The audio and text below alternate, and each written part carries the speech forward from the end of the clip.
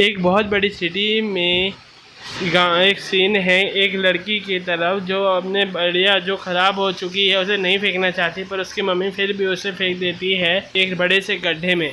दूसरी तरफ एक पुलिस एक चोर को देखता है जिससे वह पकड़ने की कोशिश करता है, पर वह बचता हुआ भागकर आ जाता है अपने घर की तरफ। शाम होने के कारण दूसरे लोग गरीब बस्ती के वो भी गाना गाकर वापस आ जाते हैं अपने घर की तरफ। और दूसरी तरफ लड़का है जोडो, जिसकी एक दोस्त है जिया, जो उसे बार बार बोलती है तुम उस बस्ती में क्यों जाते हो चोरी करने के लिए, क्योंकि उसे कबाड़ा चुनकर उसका अच्छे यूज़ करना पसंद है। उसके दोस्त भी, उसके बाहर के लोग भी उसका विरोध करते हैं, पर जिया उस पर भरोसा करती है। जोडो एक टेडी को ठीक करता है जो जिया को बहुत पसंद आता है, पर जोडो उसे देने से मना कर देता है और फिर जिया की मम्मी उसे बुलाकर ले जाती है। जोडो भी अपने घर आ जाता है। दूसरी तरफ उसका मेंटोर और गार्जियन राक्टो उसकी बुराई कर रहा होता है, तुमसे एक लड़की से भी बात नहीं की कि तुम बड़े हो रहे हो, अब ऐसे भी बेकार मत बने रहो। जिस पर जोडो भी अजीब सा मुँह बना के शर्मा जाता है और बोलता है कि जिया की कोई बात नहीं कर रहा, अब आप अपना काम कीजिए।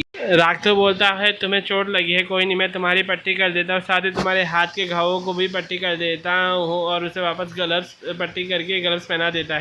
इस बीच जोडो भी अपनी पुरानी बचपन की आदत जो बुरी है उन्हें याद कर रहा होता है। तब राक्टो उसे बोलता है कि कल तुम जिहाद से दोबारा मिलना और उसे टेडी दे देना और उसे अपने दिल की बात भी कर देना। जिस पर जोडो और शर्मा जाता है और फिर अगली सुबह का सीन दिखाया जाता है। जोडो और जिया एक जगह पे खड़े होते हैं जहाँ से वह एक आदमी को जिसे सज़ा मिली होती है वो गहरे कचरे वाले गड्ढे में, जहाँ से कोई वापस नहीं आ सकता, उस गड्ढे में फेंकते हुए देख रहे होते हैं। और कह रही होती है जिया कि जोडो तुम ऐसा कभी कोई काम मत करना कि मैं ये देख नहीं पाऊँगी। जोडो बोलता है कि राक्टो भी यही कहता है और जिया बोलती है क्योंकि उसे भी तुम्हारी चिंता है। जिसे सुनते ही जोडो समझ जाता है और तुरंत ही टेडी उसे दे देता है। जिया को शर्माते हुए तुरंत ही वहाँ से भाग लेता है।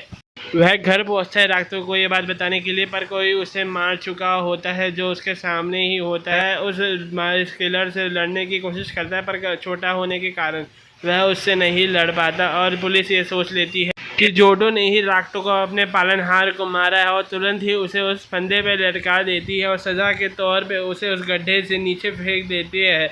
वह बार बार कहता है कि मैंने ऐसे कुछ नहीं किया, पर वह उसे फिर भी नीचे फेंक देते हैं क्योंकि वह गरीब और कमज़ोर खानदान का होता है। नीचे उतरते ही जोडो के सामने एक बड़ा सा राक्षस होता है रोबोट का, और यहीं पे एपिसोड और दी एंड हो जाता है।